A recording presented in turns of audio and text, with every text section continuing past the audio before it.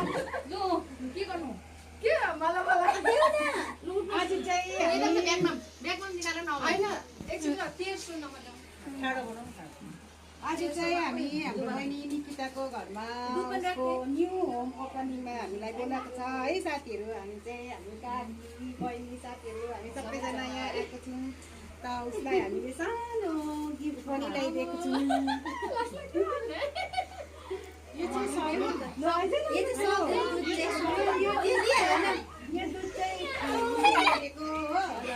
हामीलाई यो आउनु न सबैलाई लुदिउँ थ्याङ्क यू सो मच मनपर्छ नहुँदैन है भिडियोमा अनबक्सिङमा चाहिँ हामीलाई देखेर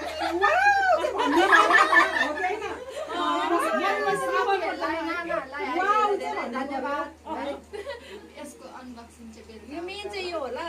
ल यति नै हो है यो दिइसकेपछि मात्रै हामी खाना